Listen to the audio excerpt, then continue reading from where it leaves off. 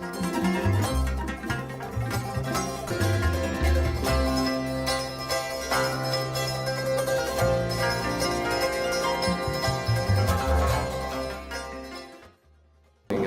to the second day of our conference celebrating and assessing 10 years of EU membership. Yesterday we have covered a lot of ground with current and former ministers and prime ministers on the first day, and as I see many of you were already here yesterday. I would like to recall only one of the many valuable points that were made yesterday, namely that the reason why it's good that Central Europe is in the EU is that we are at the table where decisions are being made and not on the menu. The events in Ukraine, another recurring subject yesterday, and I'm sure today as well, serve to underscore that point. If we had the CEOs and top managers yesterday with us, then today we will have scientists and senior engineers in the panels. As we are bringing you senior diplomats, officials and distinguished academics who will share with you their experiences and insights about the accession process, the negotiations and the institutional and political implications of our membership. In addition to the panel discussions today, and unlike yesterday, we will also have two small events within the conference, namely the giving out of prizes to winners of competitions which were announced on the occasion of this anniversary. Namely, there was a competition for short films, and many contributions were made by essentially young Hungarian filmmakers. And also an essay competition. So during the day we will also have that. And not to keep you back from the wisdom of the panelists, let me just quickly go through four technical points. One is that I need to call everyone's attention that this is a public event, so you are encouraged to talk about this event in social media. We even have a designated hashtag on social media, EU10HU. Which I hope will be beamed up there, yes, indeed. So use this hashtag if you are talking about this event on Facebook or Twitter. Also, during the breaks, you will find strategically placed screens in the venue, and they will be running short video clips, including the prize-winning videos from this competition, but also other videos made by other filmmakers and also made by the institutions of the European Union and the Hungarian government. Finally, the final point is that you are encouraged to think about questions for the panelists. As in the second part of each panel discussion, you will have the opportunity as audience to ask questions. And lastly, a very technical one, those of you who need interpretation, if you picked up one of these devices, then on the side of it you have a channel selector, and you have to select 5 for English and 6 for Hungarian. If you haven't picked up one and you need one, then you should go out and pick up one now. And with that, let me give the floor to Professor Schöpflin, who will moderate the first panel. Thank you.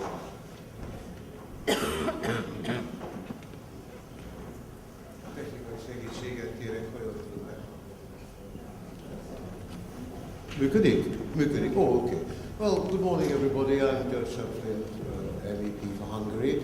It's my particular pleasure to moderate this panel. To those of you who are in Budapest for the first time, welcome. I'm sorry I couldn't be here yesterday, but I was at a parallel conference in Copenhagen, and indeed before that, another parallel conference in Tallinn. It's the conference season, and they're all about the same thing, more or less. Anniversaries do that kind of thing to people, they structure one's thinking.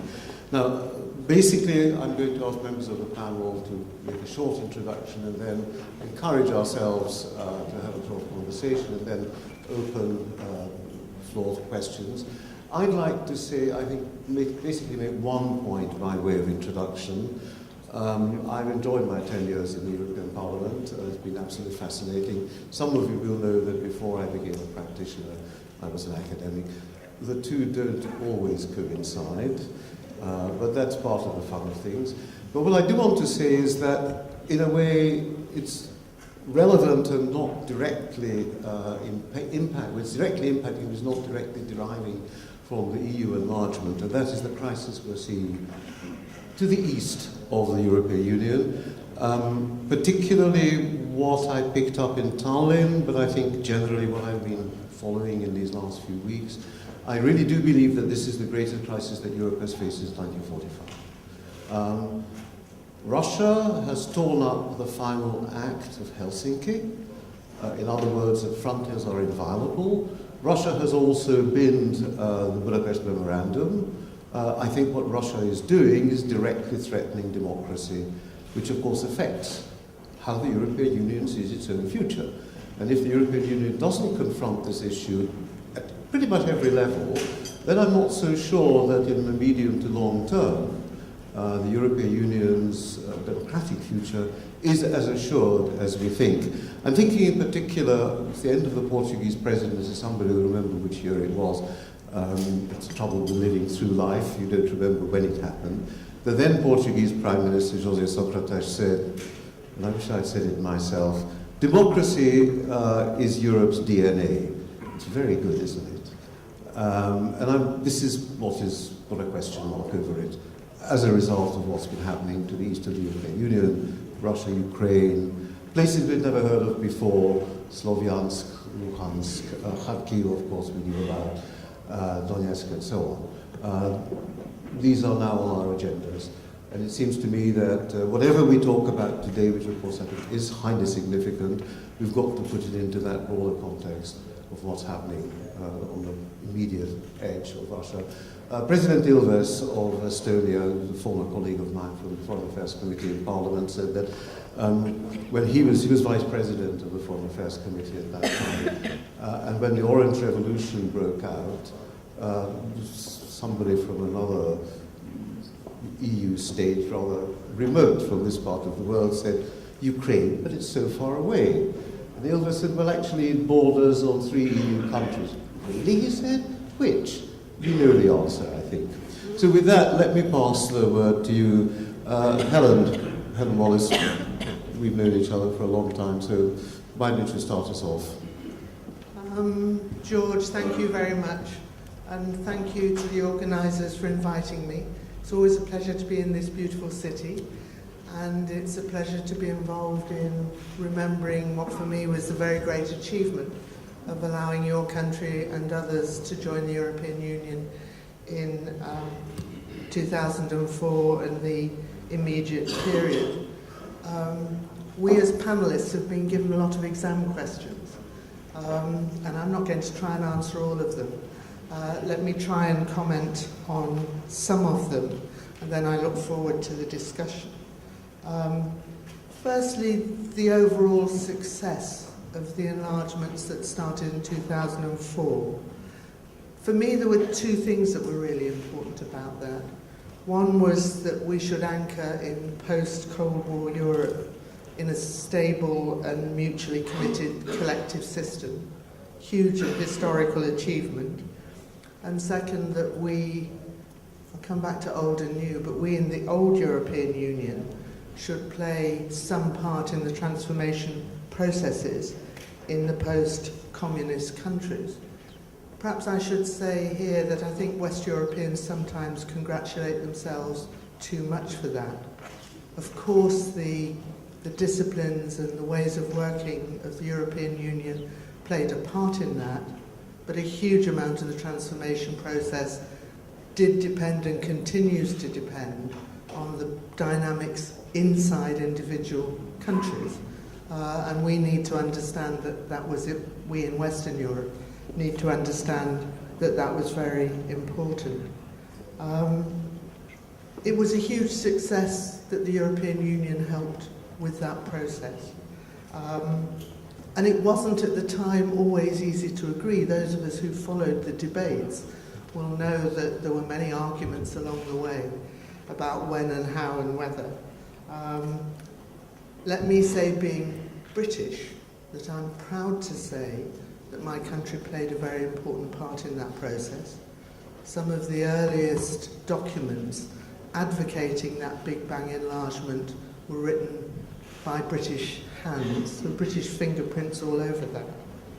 I'm equally not proud of the way people in my country have forgotten the importance of that achievement. And it tells you how the circle of history can swing in ways that are not always very comfortable. I'll maybe come back to that. A couple of notes of caution about how we succeeded in taking that process forward. The economic context helped enormously.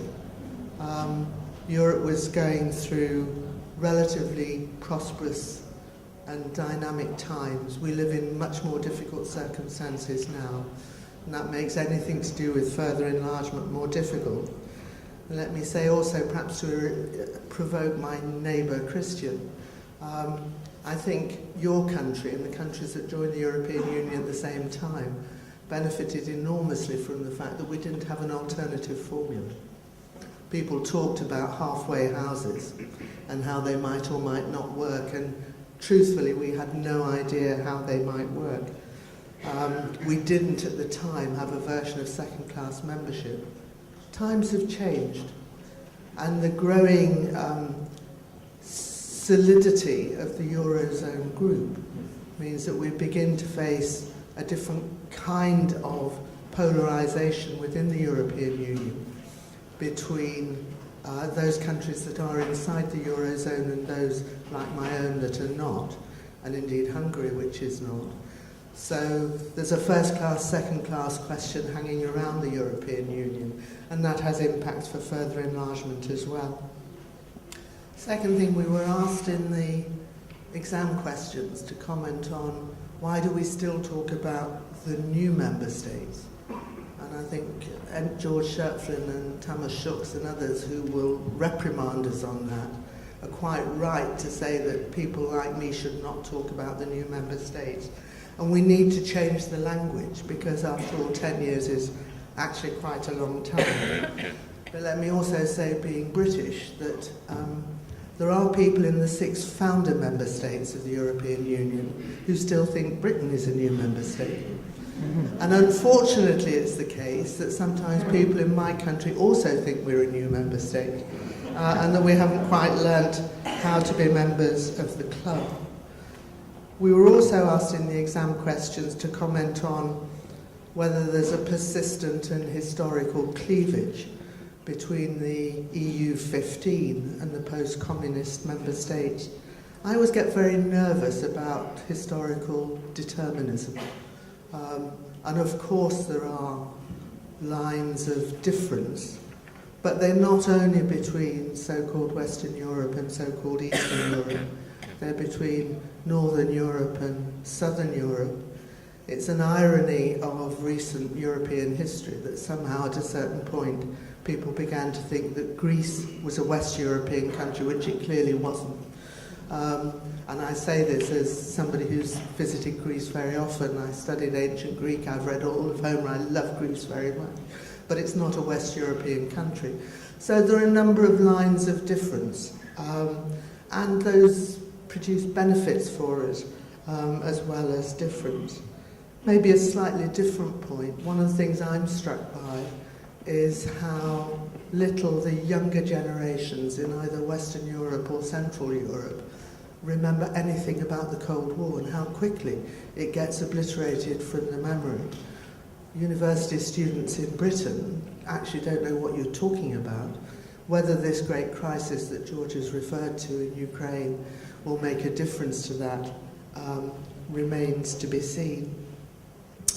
Within the functioning of the European Union system itself, I am delighted by how easily the functioning of the system has adapted to the enlargement of its membership.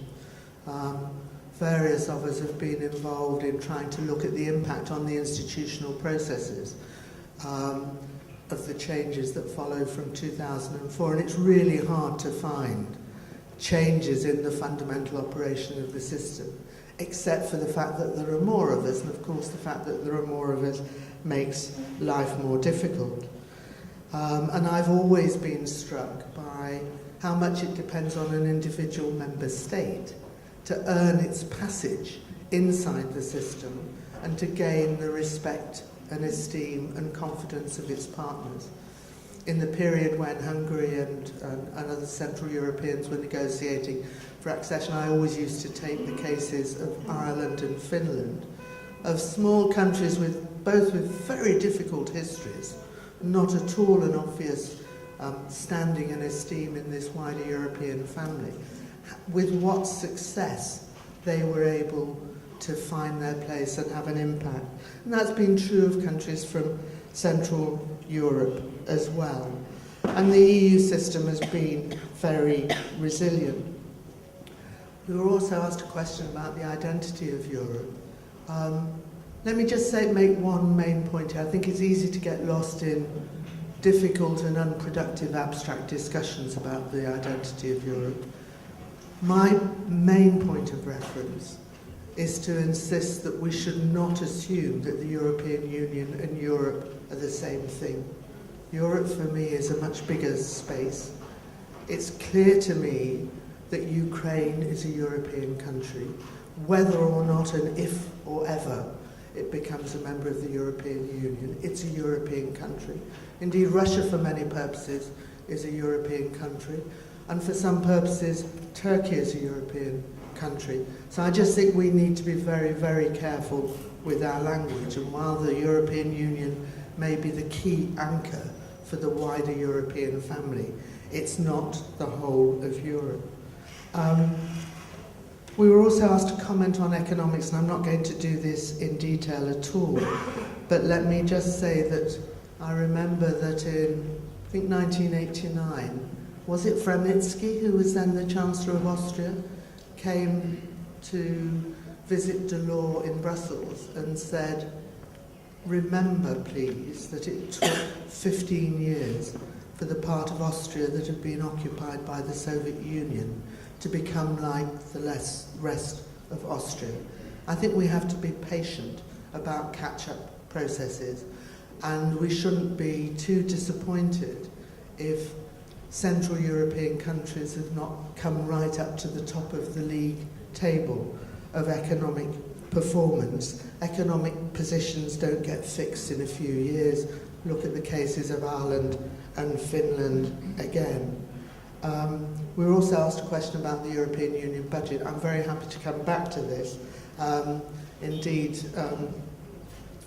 it's an important question for my own country. But let me say that actually the British on a good day have been totally in favour of quite sensible budget reforms, and it would be nice if we could continue to do that, but let's come back to it. Let me conclude, if I may, by also coming back to a question about Euroscepticism and migration. I live in a member state of the European Union where I think you'll all be aware membership has become deeply and severely contested. The last opinion poll on the European prospects for the European elections in Britain, which come from last weekend, suggests that 31% of the British electorate might vote for UKIP, the Eurosceptical party, 28% for Labour, 19% for Conservative, 9% for Liberal Democrats. That's to say it's become entirely conceivable that our anti-European party could get the largest share of the vote in the European elections, depending on turnout. That has to be taken very seriously. UKIP is led by a very clever politician. And other parties have been very nervous about how to handle the debate. And let me say maybe that three different things interact here. One is the general rise in levels of migration. Third countries as well as from the European Union. There's an estimate that there might be 400,000 Russians in Britain and 500,000 Poles. Well, Russia is not a member state of the European Union, and somehow they find their way to London. So migration's a much bigger issue than the European Union.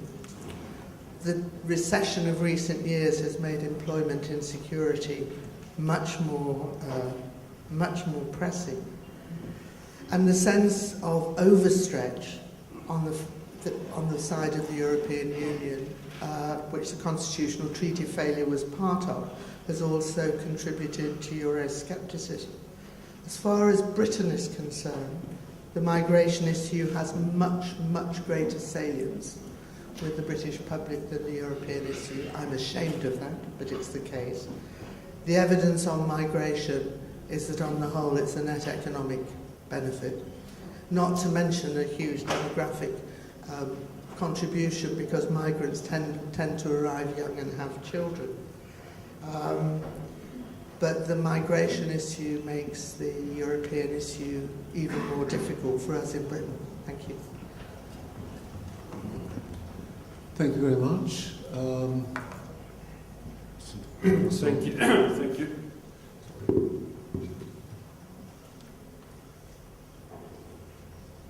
So let's hope it works better. Thank you very much, and thank you for inviting me to this conference. It is a great pleasure. And it's a great pleasure to see old faces who we worked together 10 years ago.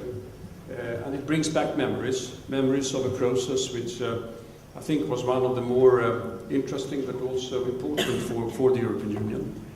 Brings back memories of June 2001, when over a telephone line, which wasn't that good, I was discussing with Ambassador Uniós on the importance of trying to find the compromise as regards the free movement of workers, you mentioned them, and the acquisition of real estate, which were two of the major issues that needed to be addressed, and where Hungary played a determining role in bringing that forward. And it also brings back memories of the whole process as such, and the way that we managed over a very short period of time to go forward and agree on an enlargement, which is inevitably the biggest enlargement that the European Union ever will go through. And the result of it is generally positive. But we should be aware that when we were in that process, the issues that we are discussing today and the kind of questions that were raised and the feeling of insecurity was there already there. Issues about costs were there. Issues about what the result would be as regards the labour market was there. And issues regarding what direction the European Union would take and what effect it would have on the future possibilities and the way that the European Union would be able to frame policies and frame the integration in the future, with different views coming forward. So we already had it there, and we're living with it today. I think that's important to have as a starting point when looking on the 10 years of this important enlargement. The other point I think is important is to recognize that we have since 2009 gone over the worst crisis that the European Union or Europe has been facing for, I would argue, centuries. It is dramatic.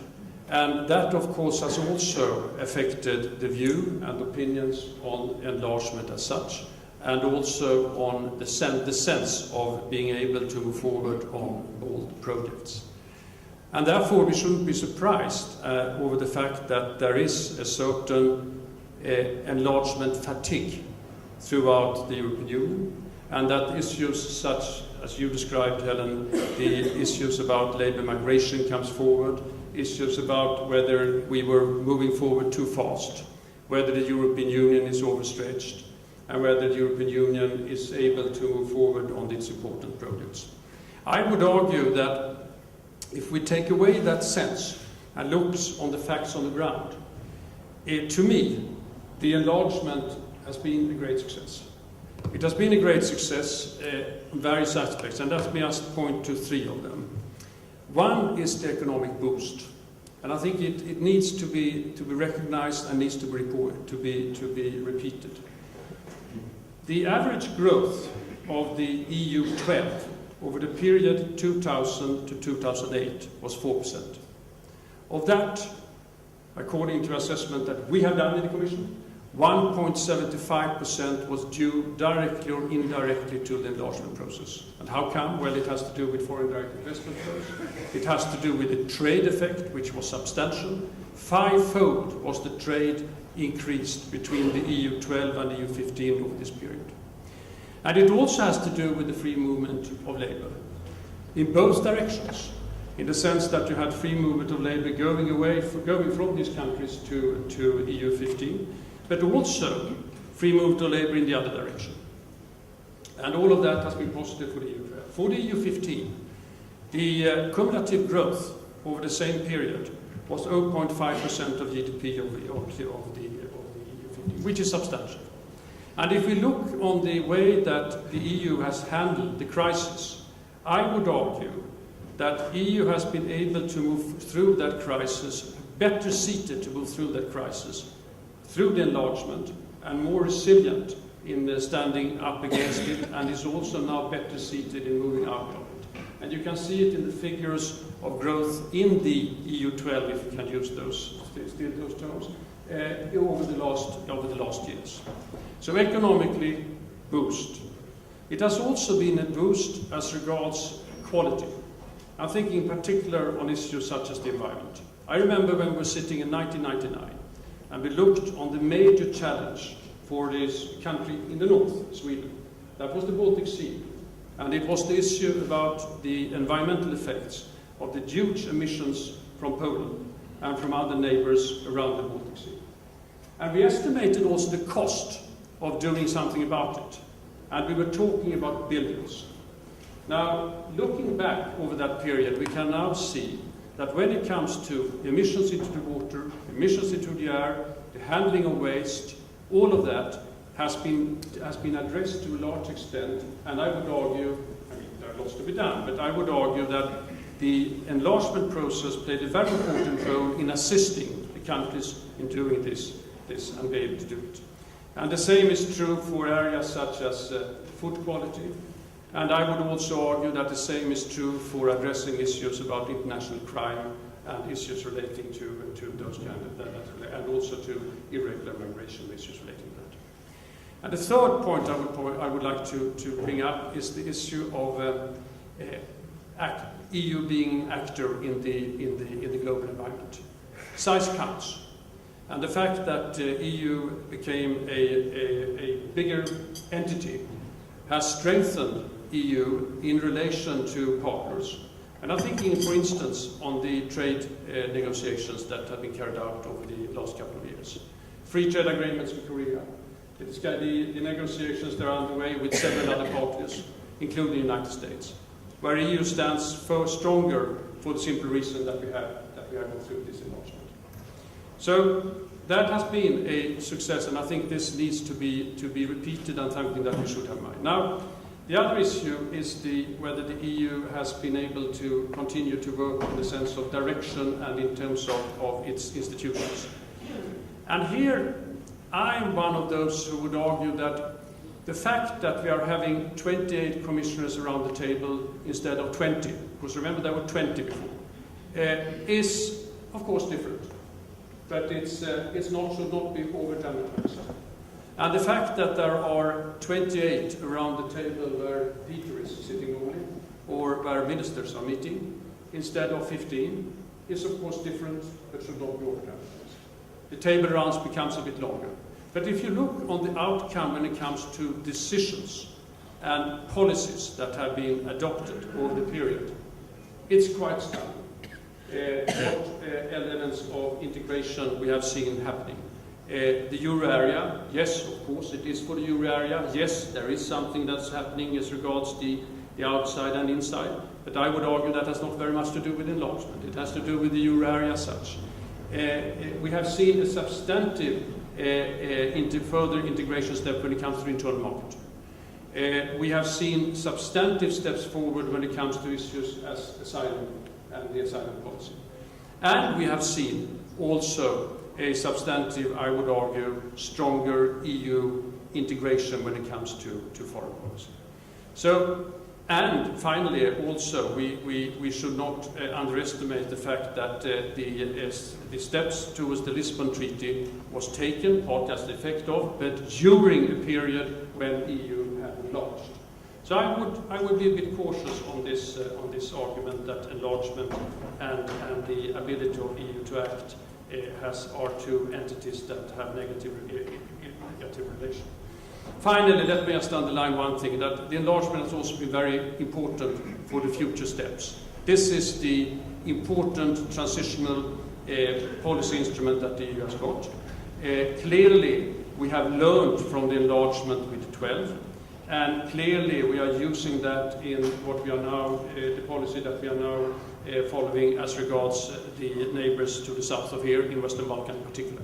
And I would argue that the lessons that we learned out of the negotiations of the 10th enlargement has been very fruitful in seeing to that we are even better seated in being supportive to reform efforts that are underway in countries such as Serbia, Albania, and let's hope also Bosnia-Herzegovina and the others of the Western Balkans. Thank you very much indeed. Well, thanks a lot. I agree with the others about the pleasure of being here, and agree with them about what they have said. Particularly grateful to Christian Danielsson that what he said in the end, so it gives me something to disagree with, because I think it is necessary that we do put some question marks on this, because yes, I think you are right in what you say, but it depends on what you expect. You know, if you had expected that the system would break down, it did remarkably well. But if you come from the perspective of what Europe could or should have become in light of where the world is today, I think we're struggling with some difficulties, and I want to make that case. If the traditional reflex of integration still exists, we are bound to see a major European reform debate in a few years' time. Because if the chair is right, if you are right, if speakers yesterday are right, that this is the worst crisis, then with a delay of some 5 to 10 years at the most, we will see a response. If we don't, then I think we have to conclude that the reflex of European integration to actually respond strongest to challenging crises is weakening or is dead. So I would still assume that we will see something of that sort. It's not yet forming. Principal actors are rather hesitant to engage on the debate, but in my reading is between their lines, in their speaking notes, I see that there is a certain critical mass gradually accumulating that at some point we'll have to unload. Now, of course, this enlargement has been a great success. And you can see it every day when you go around Europe. I still think it's a personal miracle to many people, at least to me, how easily I travel around Europe, at least within the Schengen world. You know, to me, Britain, for that matter, is further away than Budapest or Poland, because it's just such a hassle to go through this pseudo-immigration process whenever you arrive in the United Kingdom. I think it may be trivial, but this is a rather reassuring reality of Europe, that it does work. And it does work in spite of the differences that are still with us. And these differences are much less of a problem in reality than they appear sometimes in rhetoric.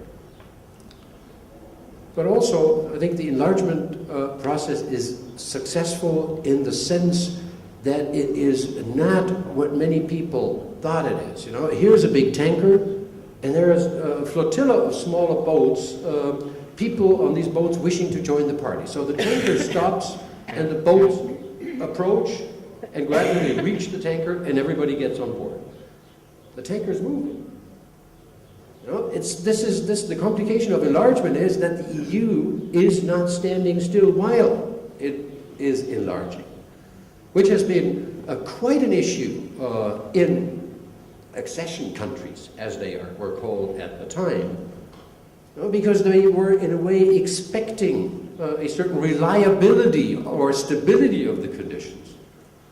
But they were joining a European Union that was, on the day they joined, already slightly different compared to the union they started negotiations with.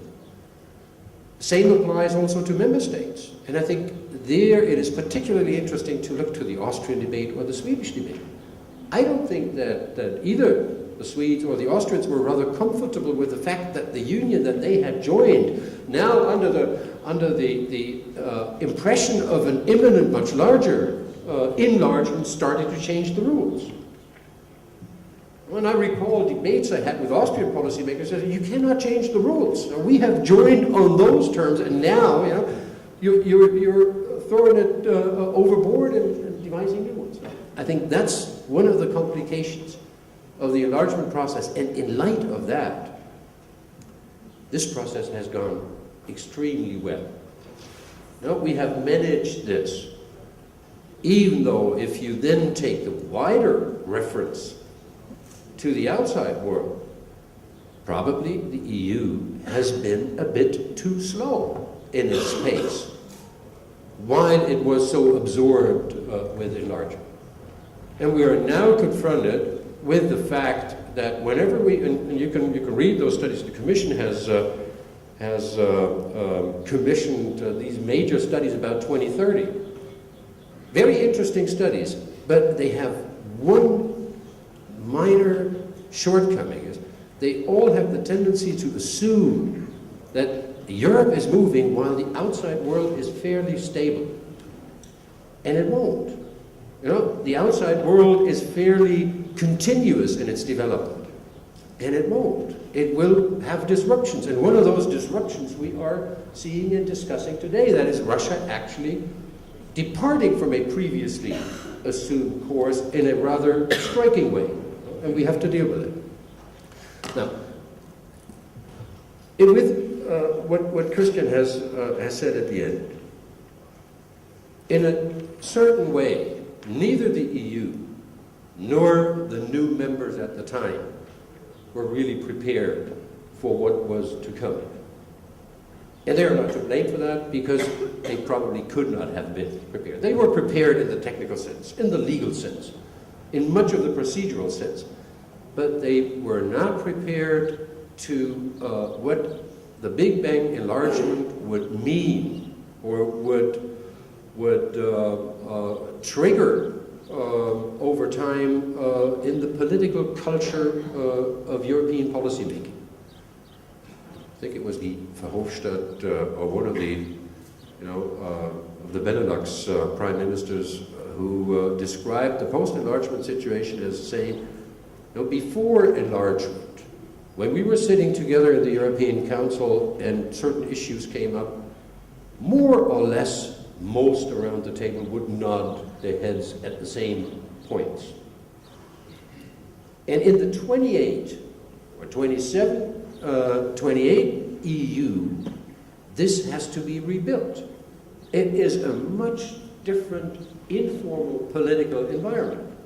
It may not show quite as much when you look at the perm reps, because there, with their regular interchange, you have probably the avant-garde of community consensus building in the EU system when it comes to member state involvement.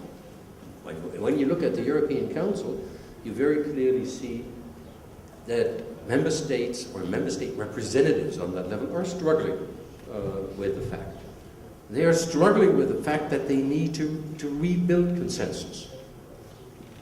Individually, they have not come to terms with what the larger number means to them. France and Germany being on the same line, which is not a given on many issues, does not have the same impact. It still is very important, but doesn't have the same impact. Some in Germany who might have believed that given Germany's economic weight, many of the East Central European countries would necessarily vote along the German preferences, had to learn that this is not the case. It is the case in a number of countries. Now that we have, again seen from the Berlin viewpoint, that we have the most pro-EU, most pro-German-Polish relations, Polish government ever since 1990, you get the feeling that the Berlin leaders don't know really what to do with it. They used to complain about the fact that Poland is so sensitive and so important because it's our most important eastern neighbor, but then so stubborn on so many things. Now that this is all gone, you don't get the idea that everybody in Berlin is rolling up its sleeves and saying, now let's get going. And you have the Polish foreign minister complaining about German passivity in Berlin.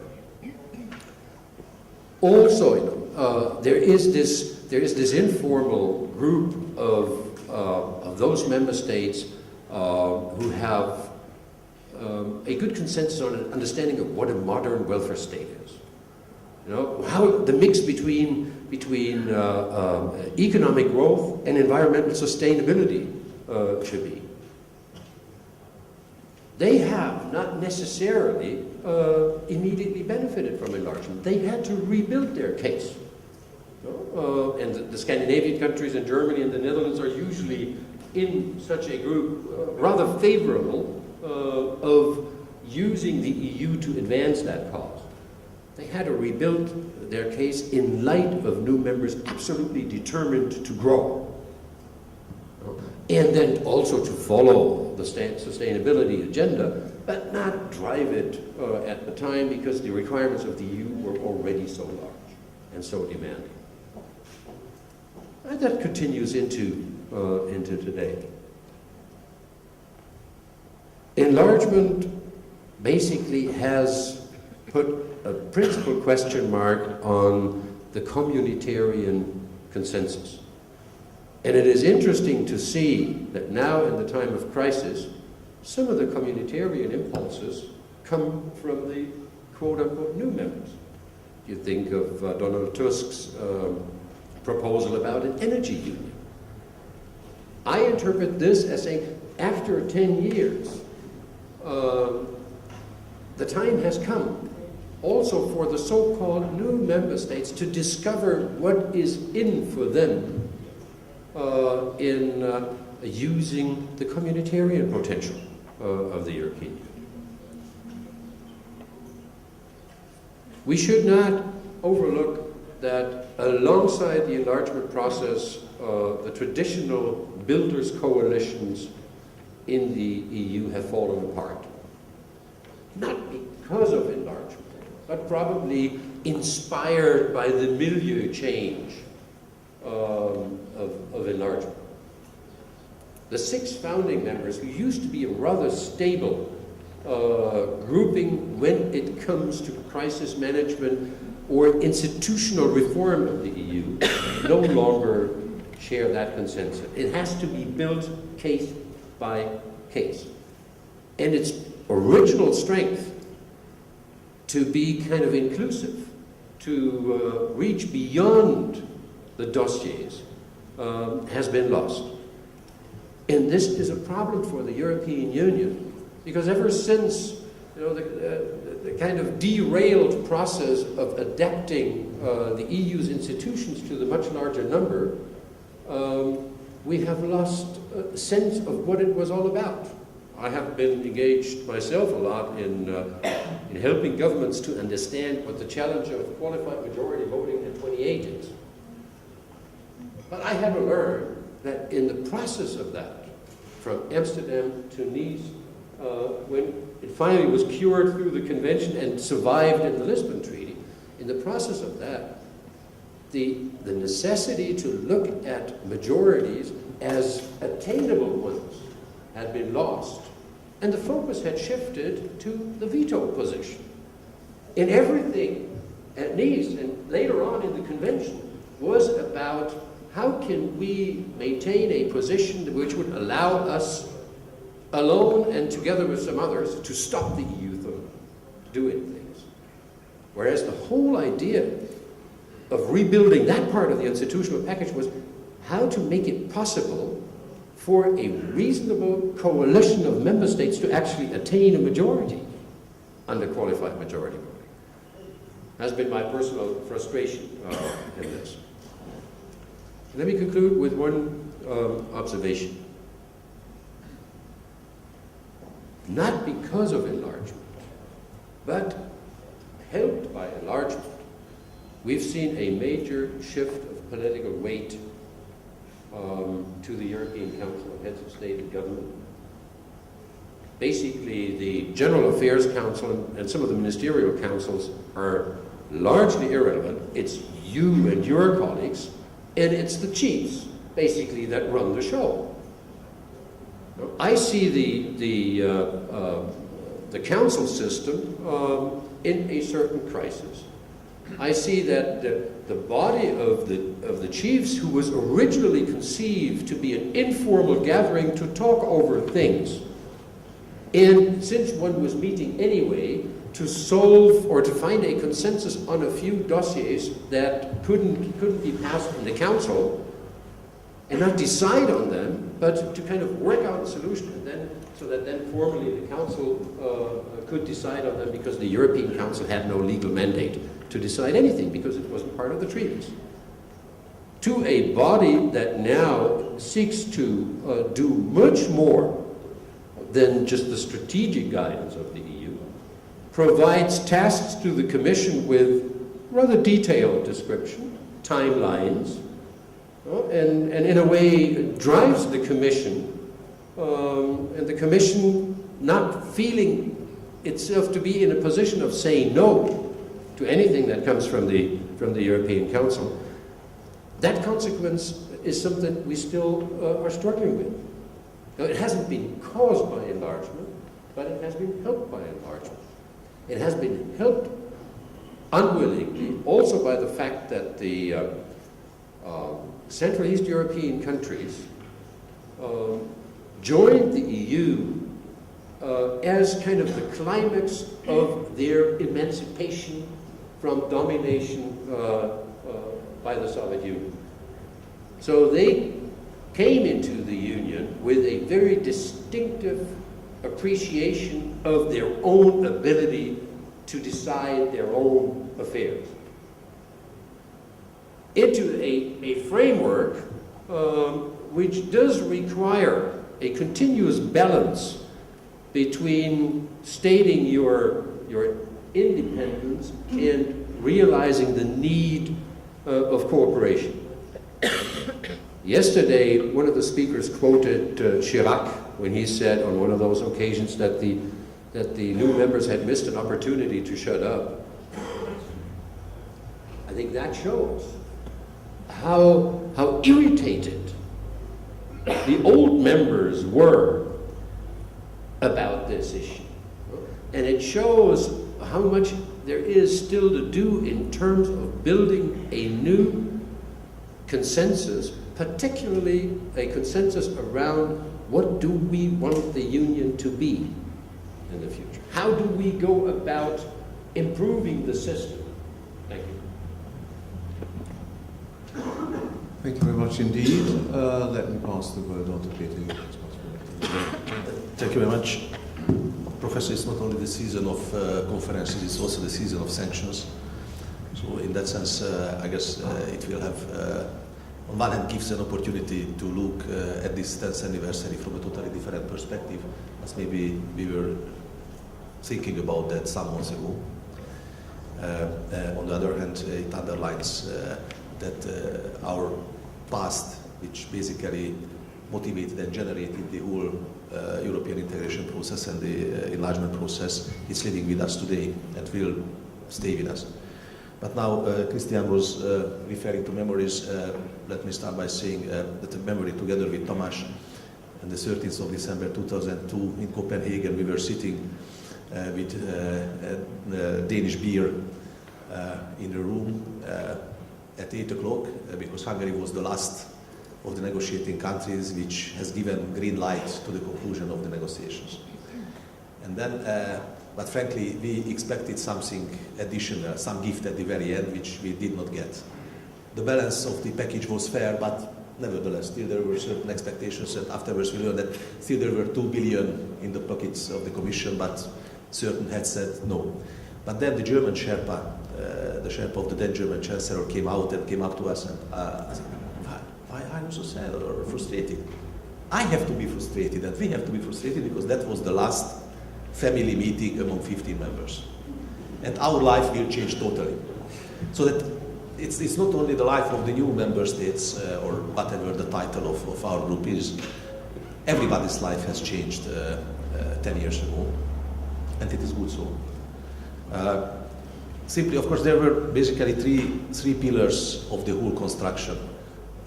One was, of course, the institutional aspect, how such a big family can run the show, the money, how it can be financed in a sustainable way, and the third one, how the conditions for a soft landing can be created. That was basically the job for Mr. Juhász for the Commission to negotiate the transitional periods. And after 10 years, I have to tell you that I am totally convinced that it was a successful exercise. I know it's a technical interpretation of the story. I admit I am a technician, not a politician. But first, let's look at the soft landing. How many people were afraid that it could not function? There will be substantial disruptions in the functioning of the single market. There will be a lot of food scandals, that the external border could not be controlled by the newcomers, etc., etc. And what can we see now?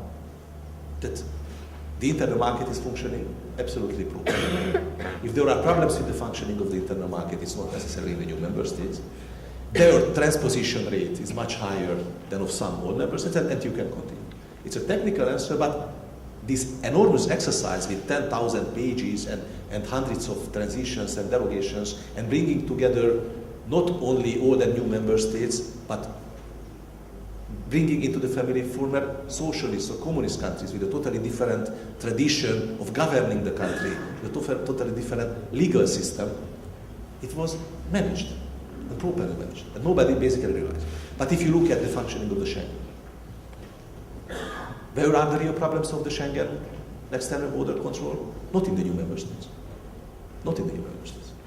And if you look at the situation of the euro, so in that sense, I guess this exercise was very successful. Now, looking at the money side.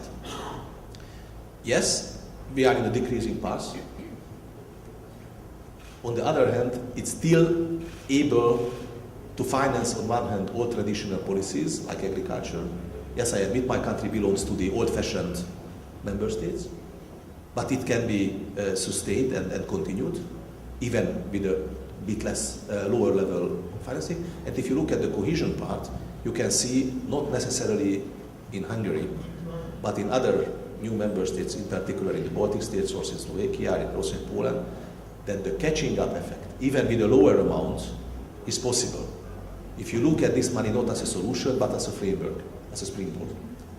And the third element was about the institutions. I guess Europe is now functioning more effectively than 10 years ago.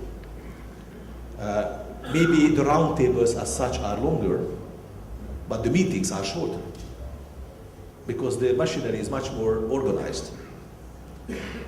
And I admit it's not due to enlargement, it's due rather to the Lisbon Treaty, that there is a shift between institutions, and it's a totally dominant role of the European Council. I guess in a certain sense, European Council became a European government. And they are now sometimes taking over the role not only of sectoral councils, but also of COREPER. If you look at energy, climate, economic governance, banking union, and that kind of things. But it is good so, because that delivers the real legitimacy of European governance. And there I have, for example, a dispute with the European Parliament, because from the European Parliament you can regularly hear that they are without any legitimacy and in intransparent way beyond closed. No, they are the heads, they are accepted at home. And if they take a decision on a consensual basis, then that can deliver, on one hand, it makes the union functioning, on the other hand, that creates all the basis for the acceptance of this machinery. Now on the story of old or new, I frankly, maybe I can ask Enikő to publish a new application for students in Hungary to find the proper name for the group of our countries. Because of course we are not new. If there is a new member state, then this is Croatia. On the other hand, yes, there is a difference in certain senses, but there, exactly. Because if you look at for example, at the Eurozone member state structure, it's totally mixed. Look at Schengen. Look at banking union. In some weeks, all member states will sign the intergovernmental agreement except for 2, which are not necessarily so-called new member states. Again, so it says, but it's true that in political rhetorics, and then we are coming to the point of the professor of whether there is enough respect or not, I guess it is sometimes missing, or at least partially. Look at the issue of migration. It has been, or it's not migration, it's free movement of labor. It's really unfair to manage a huge political campaign while in the UK the inflow of labor is much higher from southern old member states and even much higher from third member states. Well, third countries, sorry. Third countries. So, or look at the Schengen. Romania and Bulgaria created or fulfilled all the conditions. They, by the way, can come to the old member states without any difficulty. Maybe we are stopped at the Hungarian border for 5 minutes for controlling the passport. But it does not, the Schengen accession does not have any impact on the free movement of persons. Nevertheless, and the problem is not Romania and Bulgaria, the problem is Greece. Nevertheless, they are blocked. And you can continue, and you voted Monsieur Chirac from March 2003. Okay, we have to live with that in the coming period, but yes, it's certainly not fair. And now, just my last point is on the past and on the future, and this is Ukraine. And by the way, that we can create a link to Monsieur Chirac's reaction from March 2003, because it was basically an anti-NATO approach within the Union, or at least among some member states within the Union. And really, NATO has lost step by step its role and raison d'etre. But now, what we can witness demonstrates that we are back into the early 90s. You might remember, 93 was relevant for two reasons within the Union. One was that to complete the EU integration beyond the former Iron Curtain, to integrate Finland, Austria, Sweden, before we will consider what to do with those guys on the other side of the Iron Curtain. And of course with the Copenhagen criteria, basically laying down the conditions for a future potential enlargement beyond the Iron Curtain. But in 1993 there happened something different also, and that was the then German Defense Minister Volker Rühe, who first said that maybe NATO can be enlarged earlier than the European Union. And now, if you look at the raison d'etre of NATO and NATO members within the European Union, then I guess that makes a real difference. And in that sense, I frankly guess that the situation all around in Ukraine should help Europe to recognize its own relevance, potential, and the added value of an enlarged European Union. With the Baltic states, with Romania, Bulgaria, with the Visegrad countries being members of NATO, the security of the old EU member states is at much higher level. And my last point, that even between two election campaigns and in an environment where European construction is not necessarily so popular, I just would like to thank Monika and her team to organizing that kind of event, because I guess the Jubilee deserves it. Yes. Thank you very much indeed. Thank you all for keeping to time. We have 25 minutes for discussion. It seems to me that I think the point you made that the European Union moves, but actually the rest of the world is also shifting, and it's this interaction for which we use the shorthand globalization, is at the heart of it. Now, my own sense of it is that the European Union has an institutional structure, and this panel is called Institutional Impact. This is still a pre-globalization system. And my question to you, to continue the seafaring metaphor, is how do we make the shift from sail to steam? Any of you? Well, since I was I'm to blame for introducing this, I used also the tanker metaphor because the tanker, as is widely known, is not the most maneuverable or easiest maneuverable large ship. So it takes a while to change course or turn around even, which can be good or bad. It seems to me that in the kind of direction that the globalized world is moving, there is a very clear case for more Europe. Not necessarily the more Europe of the classic fashion, but a Europe that, particularly when it comes to fostering, protecting, or advancing its interest in the world, it will have to increasingly be able to do it with one voice. I think so far, this could be in any document of the European Council, because everyone's basically in agreement. But many people are not aware of the fact that you will not be a decisive global actor if your internal structure is weak. No, there is a linkage between a strong external position and the level of coherence on the inside. And I have serious doubts whether the EU will be able to go steps beyond its current economic or representation of economic interest, and certainly will not be able to go beyond its current foreign policy and security policy standing if it doesn't understand, if it doesn't realize that it has a domestic implication. To just limit myself to one example. What we think strategic about East-West, Helen and I discussed that informally yesterday, we would have started earlier to launch a rather massive program to help EU member states, whoever it may be, to deal better with minorities in their own regions. It is a problem for the European Union that we did not work harder with Latvia to not have so many stateless people, essentially people of Russian ethnicity or identity, in their borders, that they are not, or they are working on the problem, but the problem is not settled. I think if we are strategic, we would have not waited until the current crisis to make clear that the integrity of the European Union, its territorial integrity, its political integrity, and the integrity of its values, when it comes to the EU, is untouchable. Well, now we kind of react to what Russia does by sending 5 jet planes to the Baltics. They should have been there in the first place. But we didn't think of it. We didn't think it was relevant.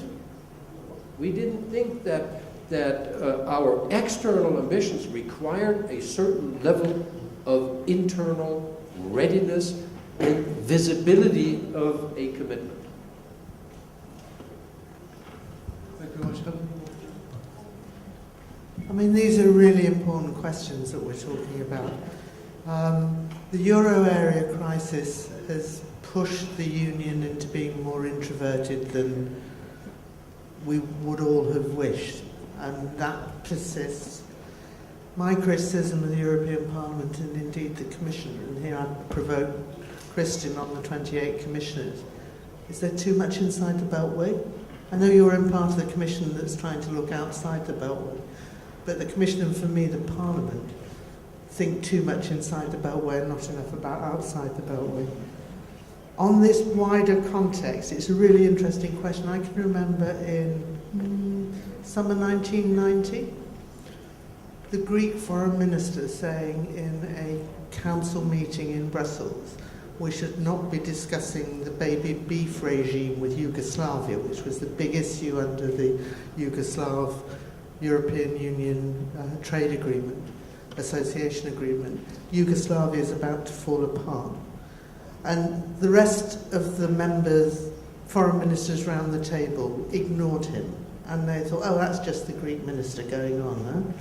That's just the fact that the Greek minister happened to understand Serbia better than anybody else at the table was not understood. And then I have a question for all of you, which is how far the presence of foreign ministers and officials from Central European countries have been able to force these sometimes much too introverted West Europeans to pay attention to that wider border. We've completely failed as regards the strategy for Russia, and we're now paying a very heavy price, having spent the last 20 years not developing a policy towards Russia that had any real oomph to it. We've been much too slow at developing the external action capacity of the European Union, and unfortunately my country's forgotten that it used to be interested in foreign policy. I might just add something to that. I certainly have the sense from Parliament there's a serious division between those member states that look south and those that look east. And by and large, the southern perspective has to some degree won out over the eastern perspective. Now, there is a real problem to the south. We don't need to talk to any length about the failed Arab Spring, the migration, etc., the security problem, and so on. But there is also a problem to the east, and it seems to me that it's very hard for those of us who say, well, look at both. Maybe there is a focusing and an attention disorder issue at the heart of this. I don't know if any of you want to respond to this. Just coming back to the tanker, I prefer rather smart, small sailing boats, but Europe still remains a tanker, and I do hope that it will be the case. And the tanker requires a team. One person could not drive or command the tanker. And you mentioned, yes, there are in different geometries always discussions and confrontations between those who are looking rather to the south and those who are looking to the east. But that makes the real sense of the exercise for us relevant, that yes, both are important. So all the three are important. The question is whether and how to react in a way which does not neglect the interests and relevant points which are relevant for the others, for the other side. So it should not be an exclusive but an inclusive exercise, and we are still in a process of learning. My impression is that a lot has been digested and learned during the recent period, but it will take time, and Europe will never be a finished business. And we will never be in such an easy situation like in Washington, that they have 30 minutes for a consultation between the White House, the Senate and the State Department, and it's basta. In our case, you have to convene extra coreper, then send the list to the capitals. There is a coordination between foreign ministries, prime minister's offices, etc. Then the answers come back, then the positions are different, but the end something comes back. But I would like to, I hope that it will stay with us, because otherwise we will give up the very nature of this united of the diversity concept. And maybe technologies can be developed, and I guess they are developed day by day with the routine, but at the same time the very basic nature should not be challenged, because then we are moving in a direction which won't be followed. And on the other hand, just on the beef and Serbia, it's very relevant that both issues are important. So we should never say that the beef issue is a technical one or it's for technicians. It's very relevant for certain groups in the society, for the economy, and never start a religious war, what is important and what is not important, because then you will lose certain parts of your society in this rule exercise. Everybody is important. No, just a couple of comments. One is on the issue of relevance of EU 12 and EU 15. I think the discussion here has shown that it's not really that relevant anymore. If you look in the various kinds of constellations that are being formed in the Council, or in the European Parliament, or around the table of the European Council, I don't see EU 12, EU 15 coming forward distinctively. What I see is constellations coming out on individual issues or broader sense of policy direction. Having represented Sweden, I can say that, of course, the whole issue of the Baltic Sea and the countries around the Baltic Sea is particularly important for Sweden. And it's by no surprise that that leads also to a certain coordination and common lines coming forward. That's natural. And that is also, I think, true in the sense of East-South, that it's not EU 12, EU 15 here. It's those who have a natural tendency looking more towards the East and those looking more towards the South. Now, I fully agree with Peter that that's part of the challenge, but also the richness of the European Union, that needs to be addressed, both of them at the same time. That leads to some problems when it comes to formulating policy. But I think one should be cautious in saying that we have no policy towards Russia, or we have no policy towards any states towards the South, or this is very difficult issues. And to be honest, if we would have been sitting here in September last year, we would have said that we have difficulties with Russia, but we would not have said that it's a complete bankruptcy of our policy. It has changed dramatically over the last couple of months, and that is we now have to address, and that's going to be a challenge. But it doesn't mean that everything we have done before has been the wrong one. In fact, we can build on quite a bit of what we have been doing before. Now, on the issue of functioning, I'm one of those, and this is heresy. I think it would have been good if we, after the reflection in Nice, had gone more into reflecting on policy than institutions.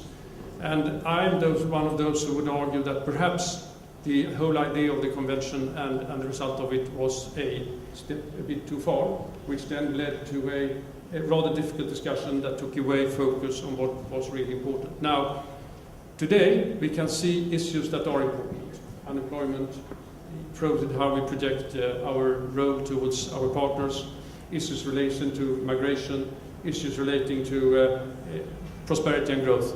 Now, I would be cautious to move in the direction of saying that for moving in that, and for that sake also relations between the euro area and those who are not in the euro area, I would be cautious of going too much in the direction of saying the only way of addressing this would be to start another discussion on how the institutions should interact and what kind of new treaties that should lead to and how they should change. Rather focus on the substance. Thank you very much. Let me slightly disagree with you. I still feel in Parliament that there is a certain sense, it's never put explicitly this way, that there is the EU 15, which is the sort of heart of it, and we're attached, the new members, all sorts of ways. When one is giving examples of what is happening in the EU, almost invariably from the EU 15, people don't look at processes in the so-called new member states. So I think the division is still there, not I think at the everyday policy making level, but at the deep structural level I think it exists. There's no question that in terms of formal structures, the so-called new member states, the 10-year-old member states, 10 years in, so we're growing up. I'm not sure if it's 10 years in or 10 years in, but that's another story. I mean, I think we are integrating into, but we get the chairmanships and reports and so on. But still, I think there is a distinction being made. Now, we've got about 10 minutes left. If there are questions from the floor, this is the moment when you can put them. I assume there are travelling microphones. Maybe? Yes, there is a travelling microphone. If you do have a question, please can you say who you are? If you don't have questions, I have several hundred more, so don't worry. If you wish to remain silent, I know that Hungarian audiences prefer to listen rather than to participate.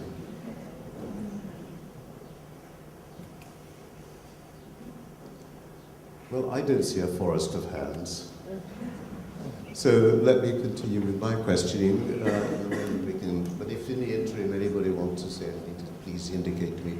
And I think that this has been an extremely interesting discussion, and I've learned a great deal from it. What I want to ask you, any of you, I mean, you know that in Parliament, or at any rate in the Constitution Committee of which I'm a member, it's now taken for granted that there will be a convention.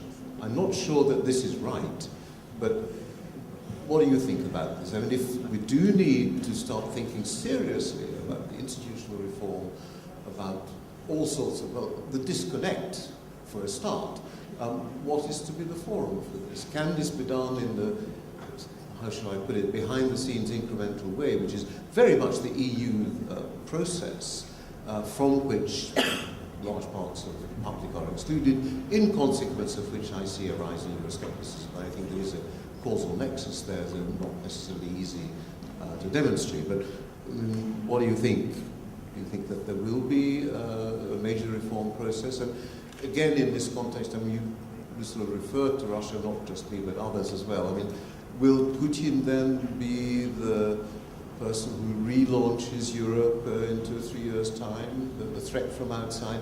Elmar Brok, whom you all know, did say to me regularly that, of course, one of the founding fathers of Europe was Joseph Stalin.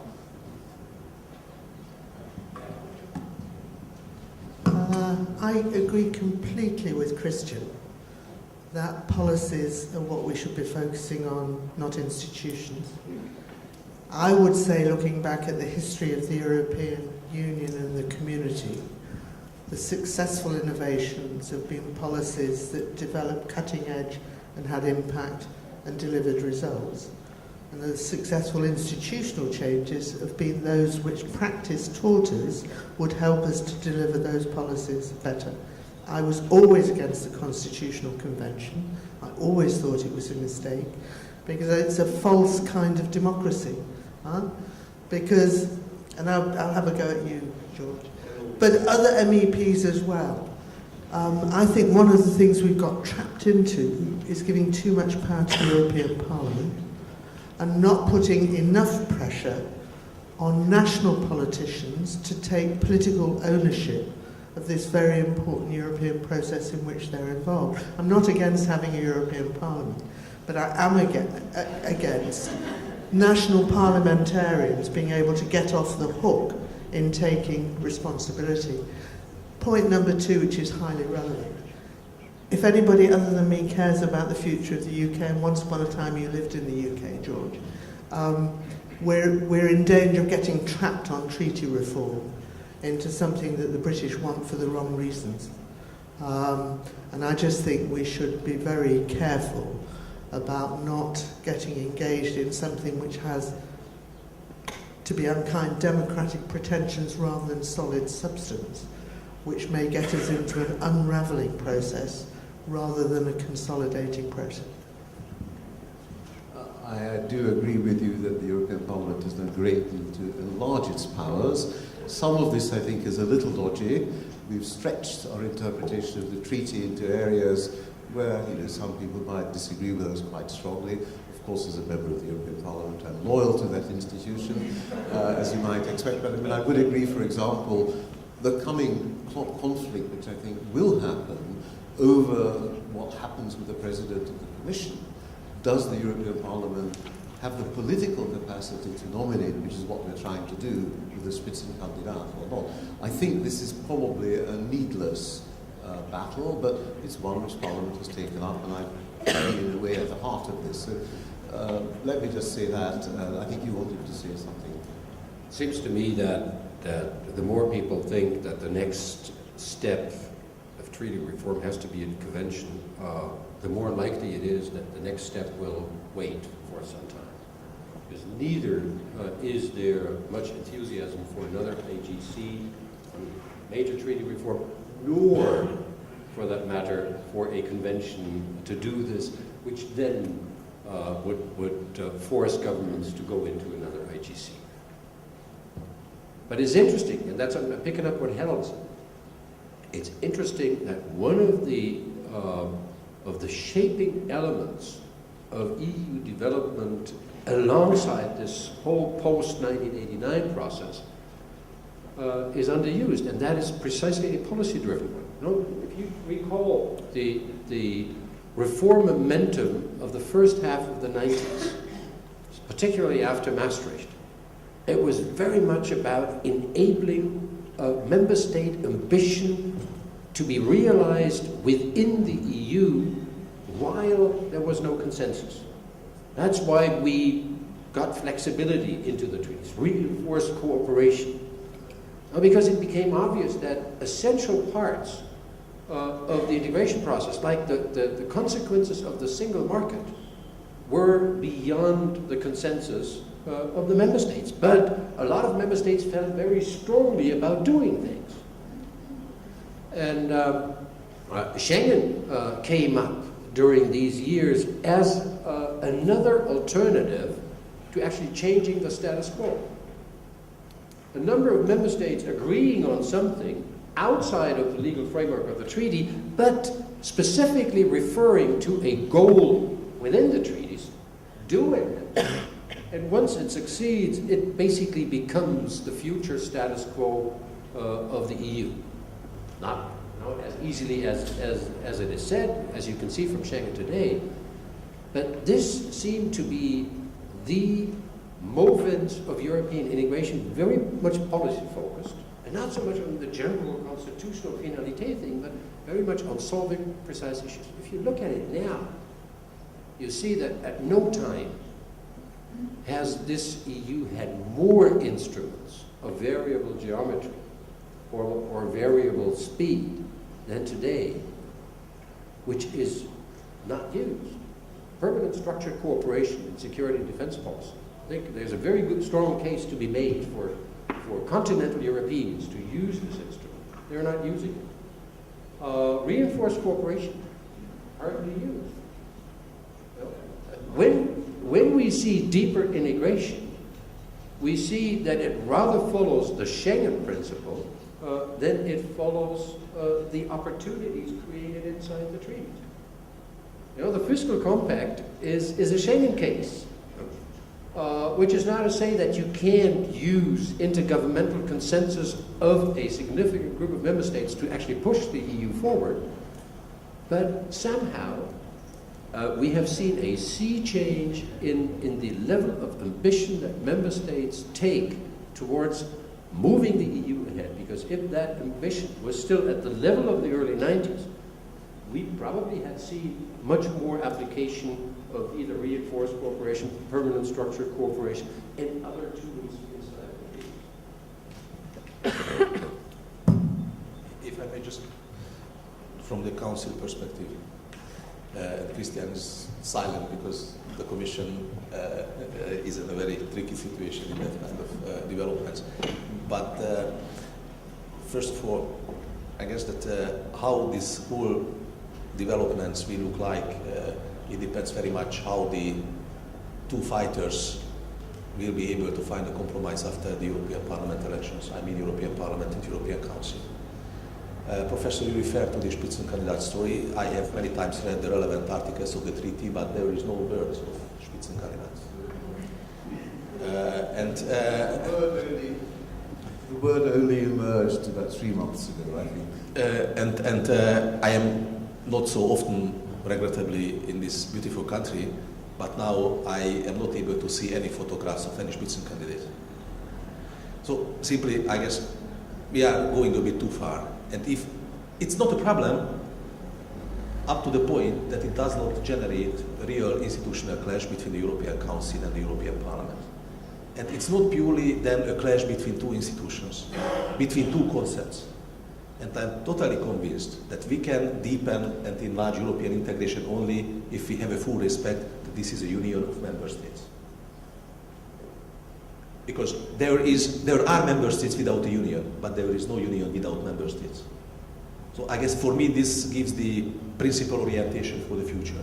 On the other hand, I could not see any area now where it's not possible to find solutions on the basis of the existing treaty framework. Even in the euro area, everything has been found, which, by the way, it's proved now, was able to keep the situation under control. The six-pack, two-pack, and with intergovernment, for me it's not a shame.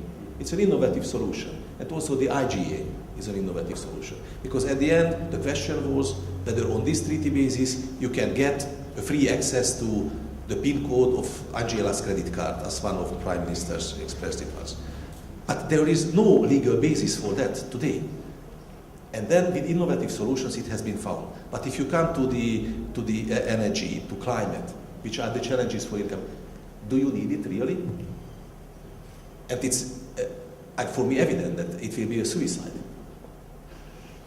Because there is no chance treaty change. Because it will fail at least in 2-3 member states. It's certainly granted. So this is really the problem. But I admit, let's look at it after the European Parliament elections and how the European Council and the European Parliament will be able to manage the hopefully smooth transition to the new period. Well, thank you very much, and I too am looking forward to seeing what happens after the 25th of May. I'd like to thank you all for this, what I thought, extremely interesting, and thoughtful and illuminating discussion. We now are going to break for coffee.